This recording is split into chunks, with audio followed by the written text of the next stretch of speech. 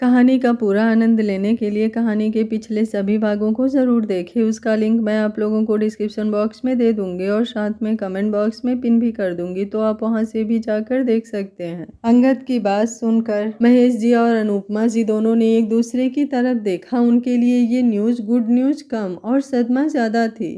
तभी स्नेहा अनुपमा जी के पास आई और उनका हाथ पकड़कर बोली, मॉम, निया बहुत ही प्यारी लड़की है। वो आयुष भाई से बहुत प्यार करती है और आयुष भाई भी उससे बहुत प्यार करते हैं। आप फिक्र मत कीजिए मॉम, इस शादी से किसी को कोई प्रॉब्लम नहीं होगी और मेरे और अंगद जी के बीच भी अब किसी तरह की कोई प्रॉब्लम नहीं है। आप ऐसे ही बेवजह कोई टेंशन मत लीजिए। और अंगद जी की फैमिली भी बहुत अच्छी है। वो लोग भी निया की शादी आयुष भाई से करवाना चाहते हैं। उसकी बात सुनकर अब अनुपमा जी के चेहरे पर एक बार फिर से परेशानी झलकने लगी थी। स्नेहा धीमे से बोली, चाची सासू माँ को ये रिश्ता कुछ खास पसंद नहीं, लेकिन आप फिक्र मत कीजिए, वो भी जल्दी मान जाएंगी। अंगद तुरंत बोला, वो माने या ना माने मुझे कोई फर्क नहीं पड़ता। निया ये शादी करना चाहती है, मेरे लिए बस इतना मैटर करता है। मैं जल्दी ही अपनी पूरी फैमिली के साथ यहाँ पर आऊँगा ताकि रिश्ते की बाकी बातें सब लोग एक साथ बैठकर कर सकें। अब हम लोग चलते हैं। ये बोलते हुए उसने स्नेहा की तरफ देखा तो स्नेहा ने भी अपना सर हाँ में हिलाया। अनुपमा जी मुस्कुराई और बोली, बहुत अच्छा लगा ये जानकर कि तुम्हारे और अंगद जी के बीच सब कुछ ठीक हो गया है। बेटा, अब अपना अच्छे से ख्याल रखना। स्नेहा मुस्कुराई और बोली, मुझे अपना ख्याल रखने की क्या ज़रूरत है, ये हिटलर है ना मेरे पास। ये बोलते हुए उसकी आवाज़ बहुत धीरे थी, लेकिन उसकी तिरछी नज़रें जो अंगद पर थी, अंगद को साफ समझ आ रहा था कि वो उसके बारे में बात कर रही है और कुछ तो अजीब बोल रही है, तभी उसकी आवाज़ इतनी धीमी है। पर अब वो इस बात का पता बहुत अच्छी तरह से लगाने वाला था। वो स्नेहा की तरफ देखते हुए बोला, चलें। स्नेहा तुरंत अपना चेहरा हाँ में हिलाते हुए आगे की तरफ आई। वो अपने डैड और भाई से मिली और साथ ही साथ आस्था से, लेकिन जब उसने अपनी दादी को देखा तो अब उसने खुद ही मुंह बनाया और बिना उनसे मिले ही वहां से अंगद के साथ निकल गई। निरंजना जी का मुंह इस वक्त देखने लायक था। वहीं स्नेहा ने अचानक ही अपना चेहरा पीछे की तरफ घुमाया और उसने जैसे सोचा था निरंजना जी उसे ही घूर घूर कर देख रही थी। और अब उसने अपनी जीभ को बाहर निकाला और उन्हें बुरी तरह से चिढ़ाया। निरंजना जी को और भी ज़्यादा आग लग गई। स्नेहा अंगद और संगम के साथ ब्यास मेंशन से बाहर आई और दोनों गाड़ी में बैठ गए। संगम भी तुरंत गाड़ी की बैक सीट पर बैठ गया था। सब लोग उन्हें बाहर से बाय कर रहे थे। अनुपमा जी ने गाड़ी में अलग से फ्रूट और सबके लिए गिफ्ट वगैरह रखवा दिए थे। अंगद ने गाड़ी स्टार्ट की और स्नेहा ने मुस्कुराते हुए सबको बाय कहा। उसके चेहरे पर ही उसके दिल की खुशी झलक रही थी। कुछ दूरी पर आने के बाद अचानक ही अंगद ने अपना हाथ स्नेहा के हाथ के करीब किया तो स्नेहा एकदम से डर गई। अंगद हैरानी से उसकी तरफ देखते हुए बोला, क्या हुआ? स्नेहा ने अपना चेहरा नीचे की तरफ झुकाया और बोली, कुछ कुछ नहीं। अंगद ने झट से पूछा, तो फिर तुम डर क्यों गई? स्नेहा जल्दी से बोली, नहीं, मैं तो नहीं डरी। अंगद ने उसे तिरछी नज़रों से देखते हुए बोला, अच्छा, मतलब तुम्हें इस हिटलर से डर नहीं लगता? उसकी बात सुनकर स्नेहा की आंखें बड़ी हो गई। अंगद अब इंटेंस स्माइल के साथ बोला, मुझे तो लगा था कि अब तुमने मुझे हिटलर नाम दिया है तो तुम्हें मुझसे अच्छा खासा डर भी लगता होगा, लेकिन तुम तो बड़ी ब्रेव निकली, तुम्हें तो बिल्कुल भी डर नहीं लगता। स्नेहा ने अपना चेहरा उसकी तरफ घुमाया और मासूमियत से बोली, इतनी दूर से भी आपको सब सुनाई देता है क्या?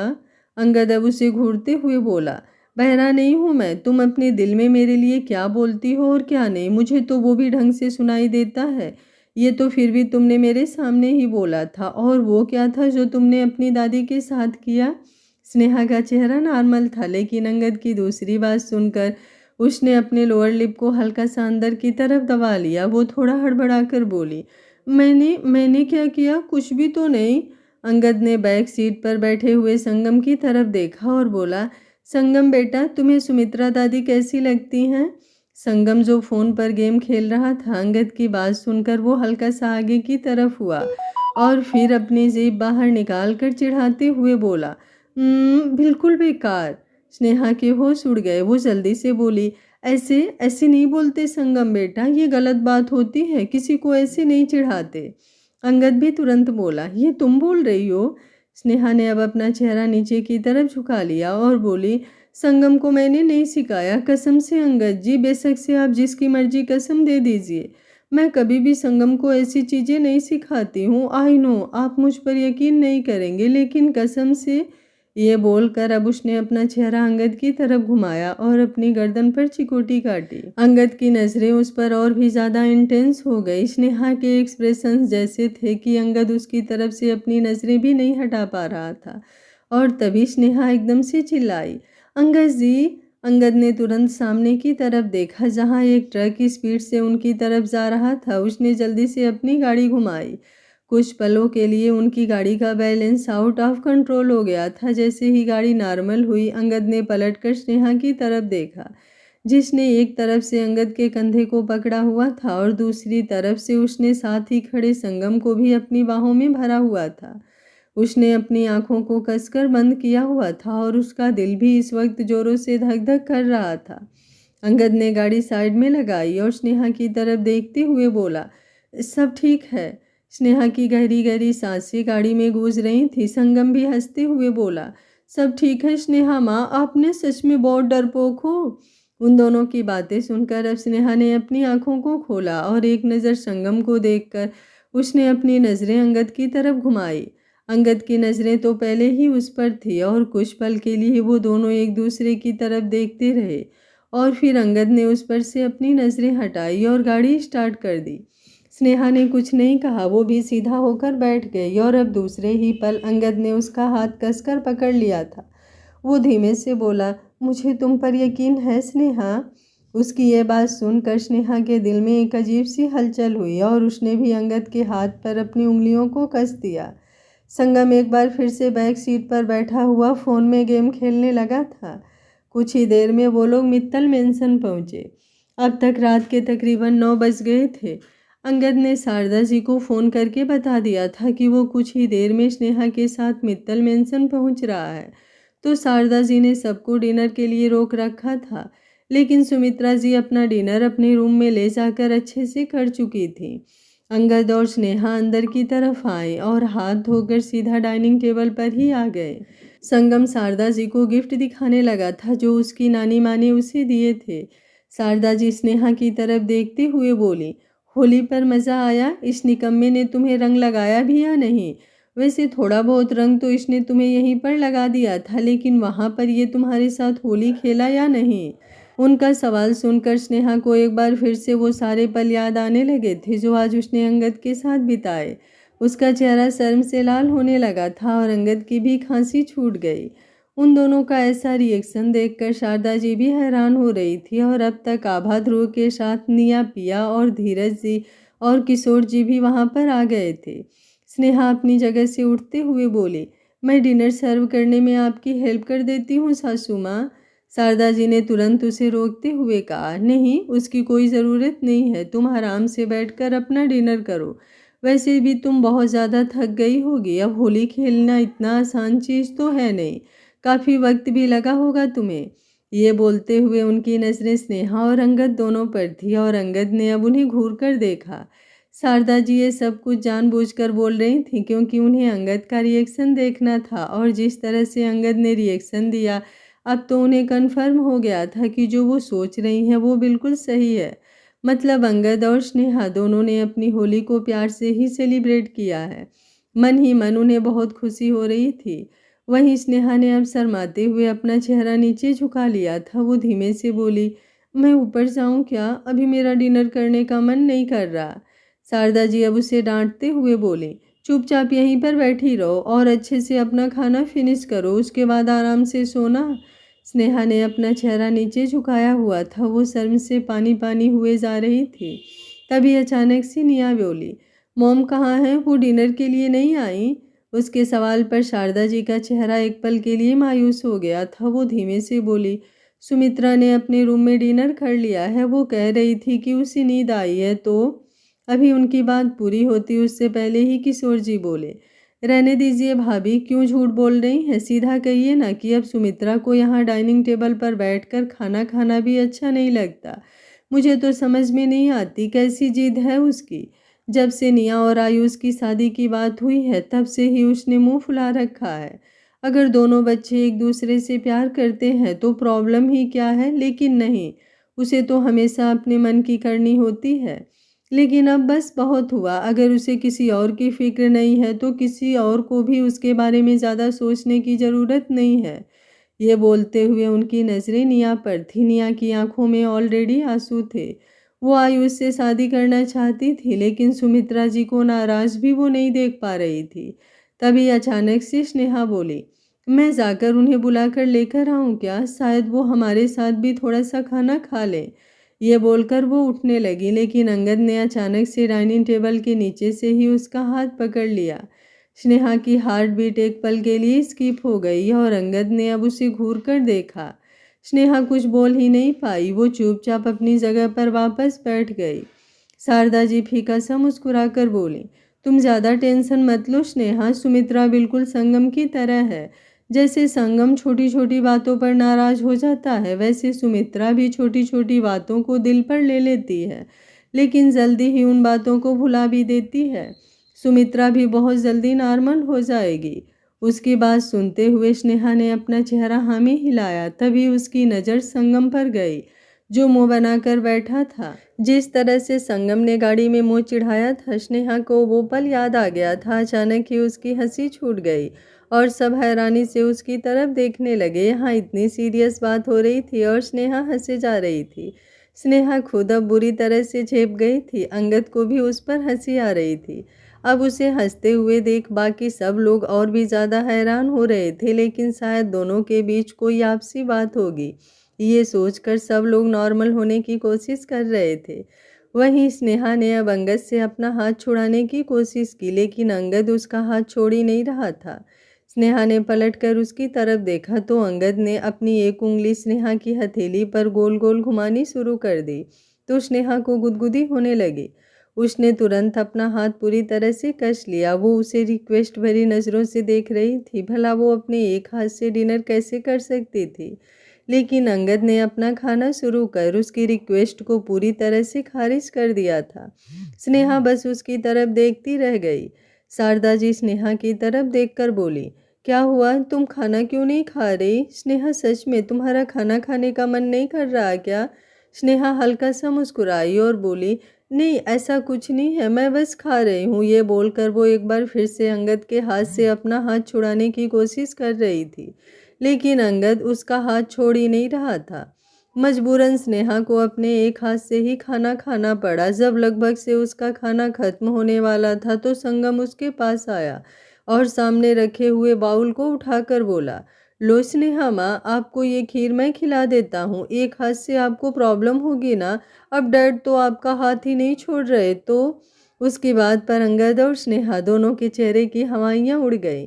स्नेहा जल्दी से बोली, वो मेरे साथ कोई गेम खेल रहे हैं संगम।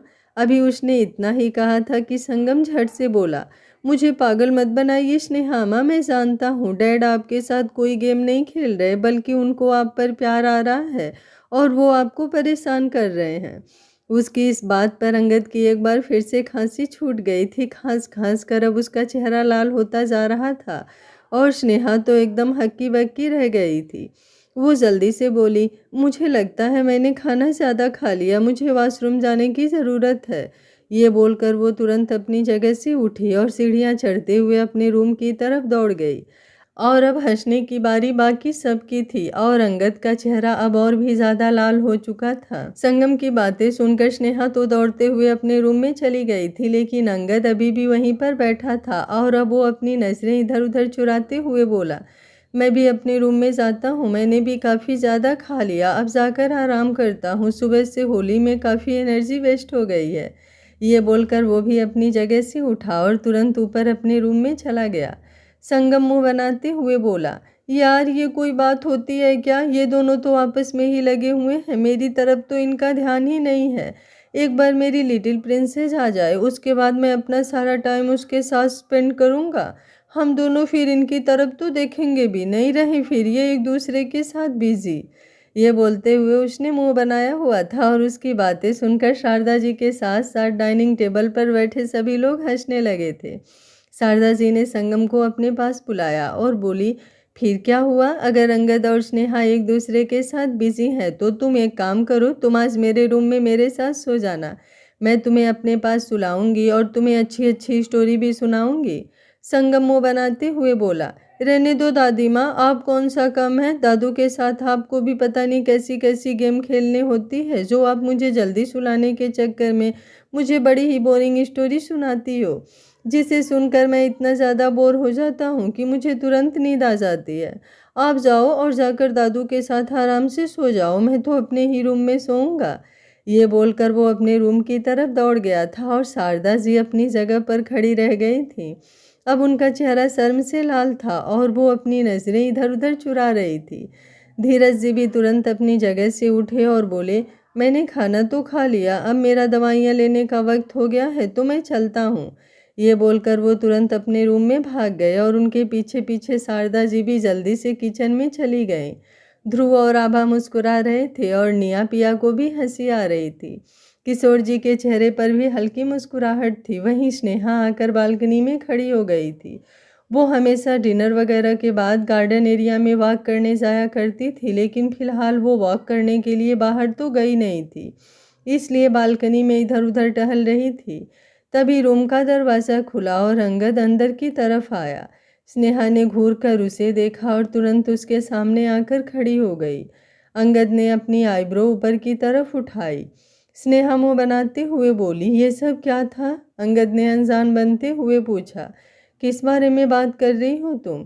स्नेहा तुरंत बोली, आप बहुत अच्छी तरह से जानते हैं अंगद जी कि मैं किस बारे में बात कर रही हूँ। आपको पता भी है मुझे कितनी ज़्यादा शर्म आ रही थी। आपने डाइनिंग टेबल पर जिस तरह से मेरा हाथ पकड़ा, उसके बाद मैंने कितनी मुश्किल से खाना खाया, और फिर संगम ने जिस तरह से सबके सामने कहा, मुझे कितना अजीब फील हो रहा था। सब क्या सोच रहे होंगे हमारे बारे में? पहले शाम में हमने ब्यास मेंशन में इतना रायता फैला दिया और अब यहाँ आकर भी। अभी वो बोल ही रही थी कि अंगद ने अचानक से उसकी कमर पर अपना हाथ रखा और उसे अपने करीब खींचकर बोला, अच्छा ऐसा भी क्या किया मैंने? हाँ ज़रा बताना, ऐसा भी क्या गुनाह कर दिया मैंने? अपनी बीवी का हाथ ही तो पकड़ा था। अपनी बीवी का हाथ पकड़ना गुनाह है क्या? स्नेहा की हार्ट बीट एक पल के लिए स्किप हो गई। अंगद का चेहरा बिल्कुल उसके चेहरे के करीब था और उसे अंगद की गर्म सांसें अपने चेहरे पर महसूस हो रही थी। पहले तो वो बेशक से अंगद के सामने कुछ भी बोल दिया करती थी, लेकिन अब सिचुएशन काफ़ी बदल गई थी। अब तो उसकी अंगद के सामने जुबान नहीं खुलती थी। अंगद एक बार फिर से उस पर हावी होते हुए बोला, बताओ बताओ, ऐसा भी क्या गुनाह कर दिया मैंने जो तुम मुझे इस तरह से सुना रही हो? और अगर तुम्हें मेरा हाथ पकड़ना इतना ही अजीब लगता है तो ठीक है, अब से मैं तुम्हें हाथ भी नहीं लगाऊंगा। तुम करो तुम्हें जो करना है। ये बोलकर उसने एक झटके से स्नेहा को छोड़ दिया तो स्नेहा उसकी तरफ देखती रह गई। अब उसने गुस्से से मुंह बनाया, नखरे करना तो बीबियों का हक होता है, लेकिन यहाँ तो उसने ज़रा सा नखरा दिखाया तो उसका पति खुद ही नाराज़ होकर बैठ गया। वो गुस्से से मुंह बनाते हुए कुछ पल तो अंगद को देखती रही और फिर बिस्तर पर आई और अपना तकिया उठाकर सोफे की तरफ बढ़ गई। अंगद की आईब्रो ऊपर की तरफ उठ गई। वो जल्दी से बोला, दवाई ले ली तुमने? स्नेहा अपना मुंह बनाते हुए बोली, अपने आप ले लूँगी। ये बोलकर वो सोफे पर तकिया रखकर आराम से लेट गई। अंगद कुछ पल उसे यूं ही देखता रहा और फिर बिस्तर से उठकर स्नेहा के पास आया और दूसरे ही पल उसने स्नेहा को अपनी गोद में उठाया और उसे बिस्तर पर ले आया। अंगद की इस हरकत पर स्नेहा हल्का सा मुस्कुराई और बोली, आपने तो कहा था कि आप मुझे हाथ भी नहीं लगाएंगे, आपने तो मुझे सीधा अपनी गोद में ही उठा लिया।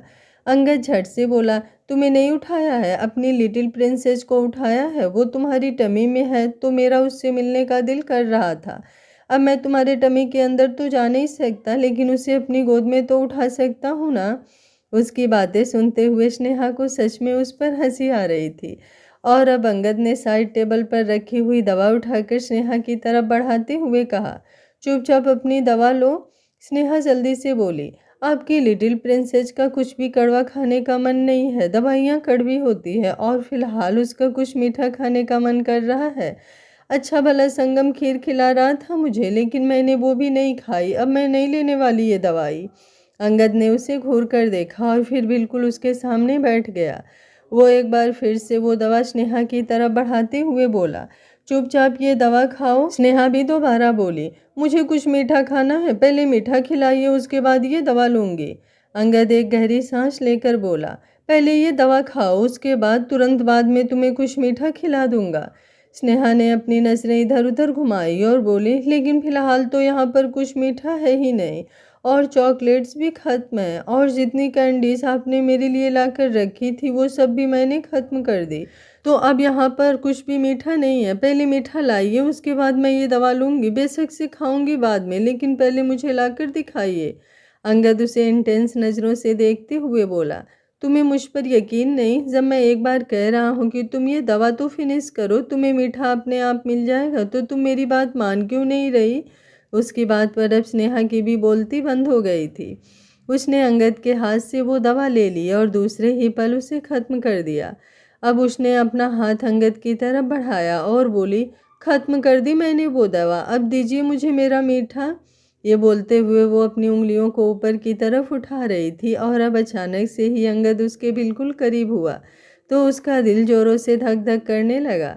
स्नेहा कुछ रिएक्ट करती उससे पहले ही अंगद ने उसके गाल पर अपना हाथ रखा और बोला, मैंने वादा किया था तुमसे मीठे का, तो मीठा तो अब मैं तुम्हें दूंगा ही। ये बोलकर उसने अपने लबों को स्नेहा के लबों पर रख दिया तो स्नेहा की आंखें बड़ी हो गई। कभी तो अंगद एकदम खड़ूस बनकर घूमता था और अब जब वो रोमांटिक बनने पर आया तो वो अपने रोमांस से स्नेहा पर कहर ढा रहा था। स्नेहा के हाथ तुरंत उसके कंधे पर आ गए थे और अंगद भी अब उसे और ज़्यादा डीप किस करने लगा था। उसे किस करते हुए ही उसने धीरे धीरे स्नेहा को बिस्तर पर झुकाना शुरू कर दिया। अब स्नेहा का सर तकिए पर था और अंगद खुद पूरी तरह से उसके ऊपर झुका हुआ था। अभी भी उसने क्रिस बेक नहीं किया था, वो लगातार स्नेहा को किस किए जा रहा था और स्नेहा की आंखें पूरी तरह से बंद हो चुकी थी। तकरीबन 5 मिनट बाद अंगद उससे दूर हुआ और उसकी तरफ देखते हुए बेहद इंटेंस वॉइस में बोला, इतना मीठा काफ़ी था या फिर और चाहिए? स्नेहा ने अपने लोअर लिप को अंदर की तरफ दबा लिया। उसकी इस हरकत पर अंगद की आंखों में मधोसी और भी ज़्यादा बढ़ गई थी। स्नेहा के लिप्स पहले भी बहुत ज़्यादा अट्रैक्टिव लग रहे थे और अब तो जैसे अंगद का दिल उसके इन लबों पर अटका हुआ था। स्नेहा ने बड़ी ही धीमी आवाज़ में कहा, इतना काफ़ी काफ़ी था। अभी वो बोल ही रही थी कि अंगद ने अपना चेहरा नामे हिलाया और बोला, नहीं मेरे हिसाब से तो नहीं, थोड़ा सा और दे ही देता हूँ। ये बोलकर वो एक बार फिर से स्नेहा के ऊपर झुक चुका था और उसे चूमने लगा। इस बार स्नेहा भी उसे पूरी तरह से रिस्पॉन्स दे रही थी। अब एक बार फिर से वो उससे दूर हुआ और बोला, अब तो काफ़ी ज़्यादा मीठा हो गया है, अब मुझे नहीं लगता कि तुम्हें मीठे की कोई और क्रेविंग हो रही होगी। ये बोलते हुए उसके चेहरे पर नॉटी स्माइल थी। वहीं स्नेहा ने भी अपने लोअर लिप को हल्का सा अंदर की तरफ दबा लिया था। उसके चेहरे पर भी मुस्कुराहट साफ झलक रही थी। अंगद अब अपनी जगह से उठने लगा लेकिन स्नेहा ने तुरंत उसका हाथ पकड़कर उसे रोक लिया और धीमे से बोली, अगर थोड़ा सा मीठा और मिल जाता तो ज़्यादा अच्छा रहता, और आप तो सिर्फ एक ही तरह का मीठा दिए जा रहे हैं, कुछ और भी तो वैरायटी लाइए ना। ये बोलते हुए उसके चेहरे पर भी शरारती एक्सप्रेशंस थे और अंगद उसकी बातों का मतलब बहुत अच्छी तरह से समझ रहा था। उसने अपने हाथ स्नेहा के हाथ से छुड़ाया और फिर आकर उसकी बगल में लेट गया। स्नेहा अभी भी एक टक नज़रों से उसकी तरफ देख रही थी। अंगद ने अब उसे अपनी तरफ घुमाया और फिर उसकी कमर पर अपना हाथ रखकर उसे लगभग से घूरते हुए बोला, चुपचाप सो जाओ, क्योंकि अगर इसके बाद मैंने तुम्हें कोई मीठा खिलाया तो फिर पूरी रात तुम्हें सोने को नहीं मिलेगा, और शाम को काफ़ी कुछ खाया है तुमने, तो अगर अब एक बार फिर से तुम्हें बहुत सारा मीठा दिया तो कहीं तुम्हें डायबिटीज़ ना हो जाए, इसलिए चुपचाप अपनी आंखें बंद कर लो। उसकी बातों का मतलब स्नेहा बहुत अच्छी तरह से समझ रही थी। शाम को ही एक दूसरे के करीब हुए थे वो, और अब अगर एक बार फिर से उन दोनों के बीच कुछ होता है तो स्नेहा को प्रॉब्लम हो सकती थी। उसने तो कभी उम्मीद भी नहीं की थी कि उसे अंगद से इतना सारा प्यार मिलेगा। मुस्कुराते हुए उसने अपनी आंखें बंद कर ली और कुछ पल अंगद उसे यूं ही देखता रहा। अब वो उसके और ज़्यादा करीब हुआ और फिर उसके माथे को चूम कर उसने भी अपनी आंखें बंद कर ली।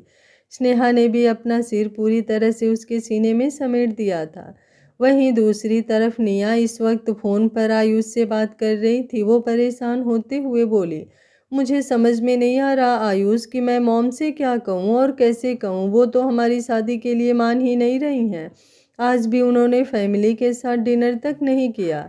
आयुष कुछ सोचते हुए बोला, तो फिर हम एक काम करते हैं, कुछ वक्त के लिए शादी का प्लान कैंसिल कर देते हैं, क्योंकि मुझे नहीं लगता कि तुम भी अपनी मॉम की मर्जी के बिना ये शादी। उसकी बात पूरी होती उससे पहले ही निया बोली, ऑफ कोर्स, लेकिन मैं आपको भी नहीं छोड़ सकती हूँ आयुष। हाँ, मैं मॉम की इजाज़त के बिना ये शादी नहीं करना चाहती, लेकिन मैं आपसे भी दूर नहीं रह सकती, इसलिए मैंने डिसाइड कर लिया है कि मैं एक बार फिर से मॉम से बात करूँगी। लेकिन अगर वो इस बार भी नहीं मानी तो इट्स ओके। शादी हो जाएगी तो बेशक से वो कुछ वक्त के लिए नाराज़ रहेंगी, लेकिन आखिर तो वो मान जाएंगे ना। आयुष एक गहरी सांस लेकर बोला, एक बार फिर से सोच लो निया, मैं तुम्हें हर्ट होते हुए नहीं देख सकता। निया बड़े ही प्यार से बोली, I love you Ayush. Ayush अब हल्का सा मुस्कुराया और बोला, आई लव यू टू, और अब तुम चुपचाप सो जाओ। मैं नहीं चाहता कि शादी से पहले तुम्हें बहुत सारे डार्क सर्कल्स हो जाएं और फिर पिक्चर्स में तुम बिल्कुल भी अच्छी ना लगो। मैं अपनी खूबसूरत सी निया से शादी करना चाहता हूँ, ना कि किसी चुड़ैल से। उसकी बात पर निया भी हंसने लगी। वो भी जल्दी से बोली, आप एक बार इस चुड़ैल को अपने पास आने तो दीजिए, उसके बाद अगर ये चुड़ैल आपका खून ना पी जाए तो कहिएगा। आयुष ने मुस्कुराते हुए उसे फ़ोन पर किस किया और फिर निया ने भी उसे किस बैक किया और फिर कुछ ही दूर में उन दोनों ने कॉल डिस्कनेक्ट कर दिया। सुबह का वक्त तकरीबन 8:30 बजे। स्नेहा अच्छे से रेडी होकर सीढ़ियाँ उतरते हुए नीचे की तरफ आई तो अचानक से उसका पैर स्लिप हो गया और वो नीचे गिरने को हुई, लेकिन वक्त रहते उसने रेलिंग को पकड़ लिया था, इसलिए वो पूरी तरह नीचे गिरने से बच गई थी।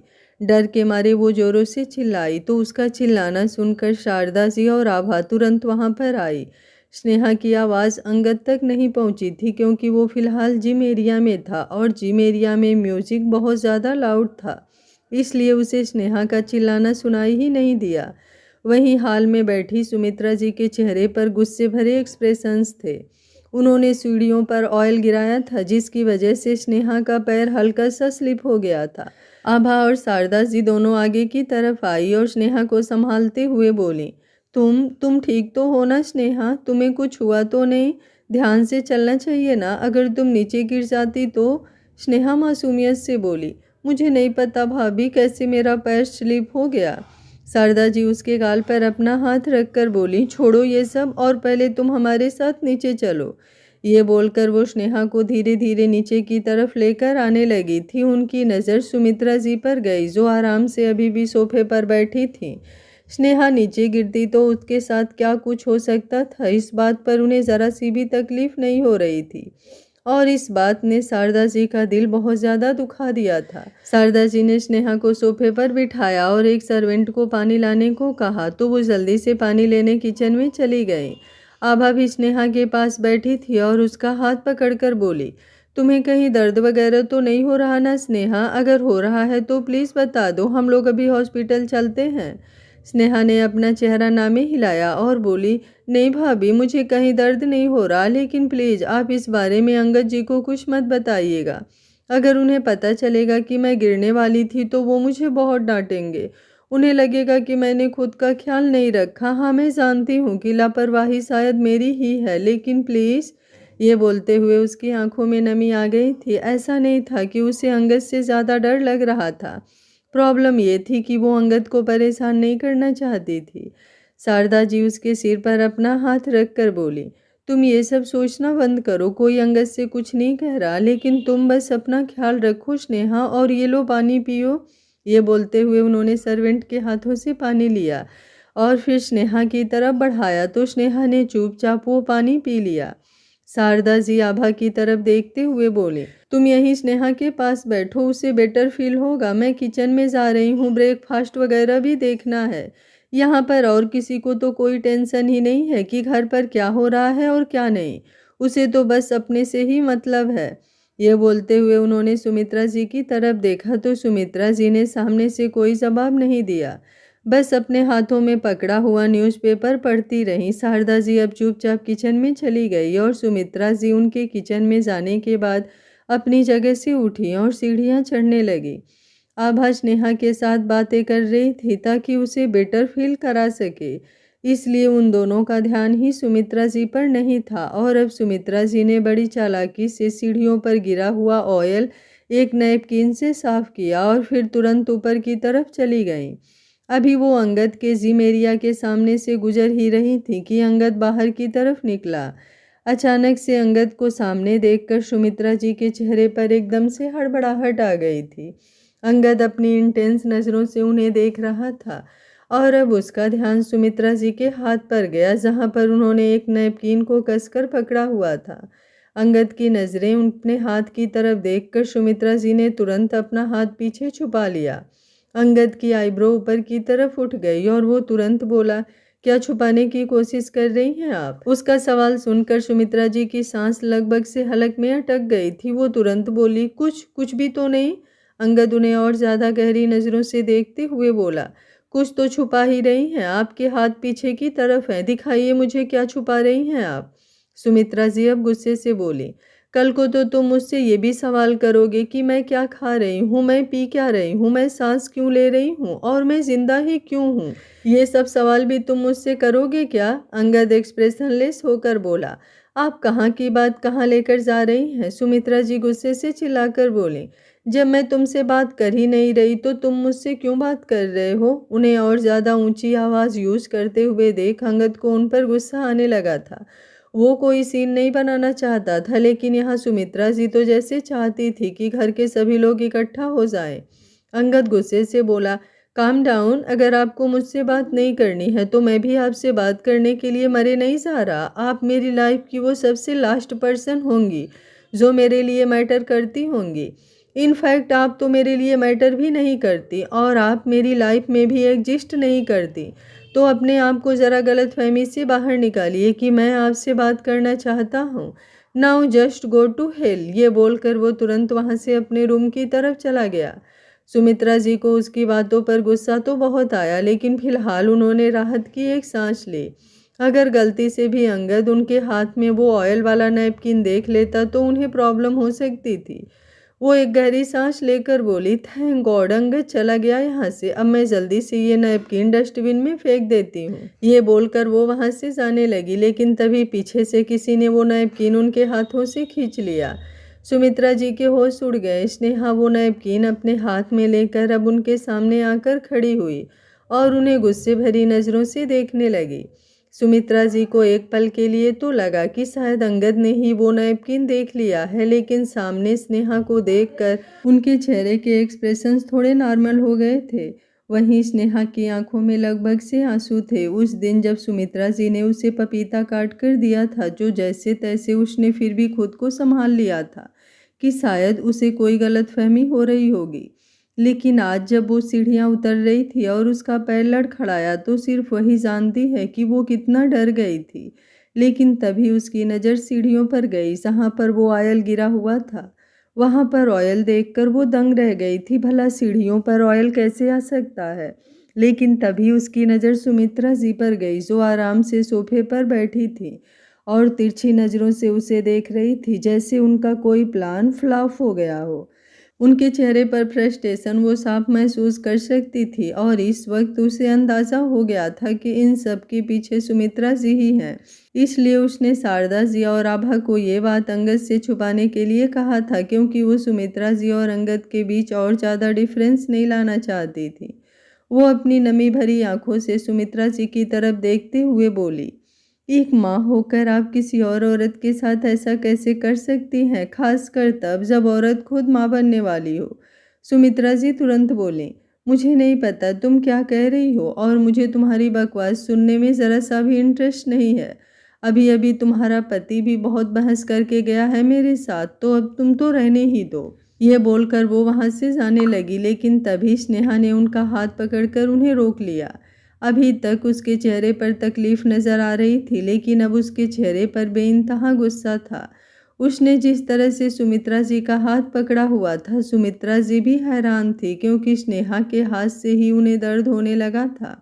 स्नेहा ने अब उन्हें अपनी तरफ घुमाया और गुस्से से उन्हें देखते हुए बोली, अब तक मैं चुप थी चाची जी, क्योंकि मैं रिश्तों का मान रख रही थी, लेकिन अब मुझे समझ में आ गया है कि शायद मेरी चुप्पी को आप मेरी सबसे बड़ी कमजोरी समझ रही हैं। लेकिन मैं आपको बता दूं कि मैं चुप हूँ, इसका मतलब ये नहीं कि आप कुछ भी करेंगी और मैं बर्दाश्त करती रहूंगी।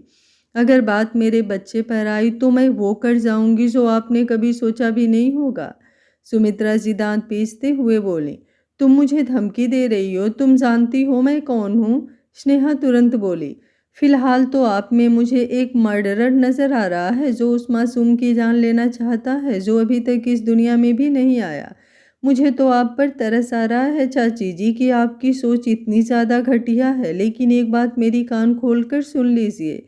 अब तक मैंने आपको कुछ नहीं कहा और ना ही किसी को आपके बारे में कुछ बताया है, लेकिन सिर्फ आखिरी वार्निंग दे रही हूँ मैं आपको। अब अगर आपने मेरे दोनों बच्चे में से किसी को भी जरा सी भी खरोच पहुँचाने की कोशिश की तो आपका सामना उस स्नेहा से होगा जिसका सामना शायद आप करना नहीं चाहेंगे। अंगद जी का तो पता नहीं, लेकिन मैं आपको नहीं छोड़ूंगी, इसलिए संभल जाइए। बड़ी हैं आप मुझसे उम्र में, आपका अपमान नहीं करना चाहती, लेकिन एक ऐसे इंसान की इज्जत करूं जो इज्जत के लायक नहीं, इतनी भी मूर्ख नहीं हूं मैं। ये बोलकर वो कुछ पल यूं ही सुमित्रा जी को देखती रही और फिर वहां से अपने रूम की तरफ चली गई। सुमित्रा जी अब गुस्से से कांप रही थी। वो दांत पीसते हुए बोली, कल की आई लड़की मुझे धमकी देकर जा रही है। सही कहा तुमने कि मैंने तुम्हें हल्के में ले लिया, लेकिन तुम्हें भी शायद अभी तक समझ नहीं आया कि सुमित्रा मित्तल चीज क्या है। जब सुमित्रा मित्तल अपनी पर आ जाए तो वो कुछ भी कर सकती है, और तुम्हारा ये बच्चा मुझे इस दुनिया में नहीं चाहिए, तो इसे तुम्हारी कोख के अंदर मारने के लिए भी मैं किसी भी हद तक जा सकती हूँ। तुम्हें मेरे बारे में पता चल ही गया है, तो मुझे ज़्यादा सोचने की ज़रूरत ही नहीं है। और मेरे बारे में क्या ही बताओगी तुम किसी को? जाओ, जो करना है बेशक से करो, लेकिन अब जो मैं करूँगी वो इतनी सफाई से करूँगी कि तुम बेशक से अपना गला चीख कर सबको मेरे बारे में बताना, लेकिन कोई तुम पर यकीन नहीं करेगा। ये बोलते हुए उनके चेहरे के डेविल एक्सप्रेशंस और भी ज़्यादा डार्क हो गए थे। वहीं स्नेहा अपने रूम में अंदर आई और अंदर आते ही उसकी नज़रें अंगद पर गई, जो अपनी क्लोजेट में से कपड़े निकालने के लिए खड़ा था, लेकिन उसे समझ में नहीं आ रहा था कि आखिर वो क्या पहने और क्या नहीं। तभी स्नेहा आगे आई और धीमे से बोली, मैं मदद कर दूं? अंगद ने गुस्से से उसकी तरफ देखा और बोला, मुझे नहीं चाहिए तुम्हारी मदद। स्नेहा ने अपने लोअर लिप को हल्का सा दबा लिया। अंगद ने उससे कहा हुआ था कि वो हर सुबह उसके लिए कपड़े निकाल कर ही नीचे जाएगी, लेकिन आज स्नेहा ने जानबूझकर उसके कपड़े नहीं निकाले थे और अब इस बात पर अंगद गुस्सा था। वो हल्का सा नीचे की तरफ झुकी और फिर अंगद के हाथ के नीचे से होते हुए उसके और क्लोजेट के बीच में खड़ी हो गई। अंगद उसे घूरते हुए बोला, क्या है? स्नेहा ने अपनी बाहों को अंगद की गर्दन पर लपेट दिया और बोली, प्यार है। अंगद की नज़रें उस पर इंटेंस हो गई। वहीं स्नेहा भी अब एकदम से खामोश हो गई थी। बेशक से अंगद और उसके बीच नज़दीकियां बढ़ रही थी, लेकिन दोनों ये आई लव यू वगैरह बहुत कम बोलते थे। कुछ पल बाद अंगद बोला, अभी वहीं खड़ी रहोगी या फिर यहाँ से साइड हटोगी? स्नेहा जल्दी से बोली, पहले आपके लिए कपड़े निकालूंगी और फिर यहाँ से साइड हटूंगी। अंगद मुंह बनाते हुए बोला, मैंने कहा ना मैं अपने कपड़े। अभी वो बोल ही रहा था कि स्नेहा ने उसके होठों पर अपनी उंगली रखी और बड़ी ही इंटेंस वॉइस में बोली, अगर चाहती तो आपके कपड़े निकाल कर नीचे जा सकती थी अंगद जी, लेकिन फिर मैं नीचे से वापस ऊपर कैसे आती? मेरे पास तो कोई बहाना ही नहीं था। आप तो पहले 1.5 घंटा जिम में लगा कर आए हैं और फिर 1.5 घंटा आपको तैयार होने में लगता, और अगर 3 घंटे मैं आपको ना देखूं तो आपको पता है मुझे कुछ कुछ होने लगता है। उसकी बात पर अब अंगद ने उसे और भी ज़्यादा इंटेंस नज़रों से देखा और अब स्नेहा को एकदम से शर्म आ गई थी। उसने तुरंत अपनी बाहें अंगद के ऊपर से हटा ली और बोली, मैं आपके कपड़े निकाल देती हूँ। अंगद अब हल्का सा मुस्कुराया और उसके बिल्कुल करीब होकर पीछे से उसके पेट पर अपना हाथ रखते हुए बोला, अच्छा, मुझे तो पता ही नहीं था। इस हिसाब से तो मुझे आज ऑफिस जाना ही नहीं चाहिए। ऑफिस जाऊंगा तो 7-8 घंटे वहीं रहूंगा और 7-8 घंटे में तो तुम बेहाल हो जाओगे। उसकी बातों पर अब स्नेहा के पेट में तितलियां उड़ने लगी थी। वो जल्दी से अंगद के कपड़े निकाल कर वहाँ से टेबल की तरफ जाने लगी, लेकिन अंगद ने उसका हाथ पकड़कर उसे रोक लिया और अपनी तरफ घुमाकर उसके हाथों से वो कपड़े लेकर सामने बेड की तरफ पटकते हुए बोला, अब इनकी क्या ज़रूरत है? घर पर तो मैं कैसे भी कपड़ों में रह सकता हूँ, तो तुम्हें मेरे लिए ये सब करने की ज़रूरत नहीं। लेकिन हाँ, और बहुत कुछ है जो तुम मेरे लिए कर सकती हो। You know what I mean. ये बोलते हुए अब उसने उसकी गर्दन की तरफ इंटेंस नज़रों से देखा तो स्नेहा के रोंगटे खड़े होने लगे थे। अब उसे खुद ही पछतावा हो रहा था कि क्यों उसने अंगद के साथ पंगा लिया। ना वो अंगद को कुछ कहती और ना ही अंगद अब उसे परेशान करता, और अब अंगद उसकी कमर पर अपना हाथ रखकर उसे बिस्तर की तरफ ले जाने लगा था। स्नेहा भी उसके साथ साथ चल रही थी और फिर अंगद ने स्नेहा को पूरी तरह से बिस्तर पर लिटाया और उसके ऊपर झुकने लगा। एक बात आप लोगों से पूछनी थी, क्या 11 बजे का टाइम अपलोडिंग का सही नहीं है? देख रही हूँ व्यूज उस टाइम बहुत कम आ रहे हैं, जिसकी वजह से एंगेजमेंट भी कम हो जा रही है। अगर आप लोगों को कोई और टाइम सूटेबल लग रहा है तो आप सब मुझे कमेंट कर सकते हो, अदरवाइज़ मैं 11 बजे ही करूँगी। वीडियो जैसे ही अपलोड होता है आप लोग लाइक करते हो, वॉच करते हो और कमेंट करते हो तो वीडियो की एंगेजमेंट थोड़ा बढ़ जाती है। आई होप आप लोगों को मेरी बात समझ आ रही होगी। आज का पार्ट आप लोगों को कैसा लगा कमेंट बॉक्स में अपनी राय ज़रूर दीजिएगा। कहानी अच्छी लग रही है तो वीडियो को लाइक शेयर एंड चैनल को सब्सक्राइब कर लीजिएगा। Thank you for watching. और कमेंट करने में कंजूसी आप लोग बिल्कुल भी मत किया करो।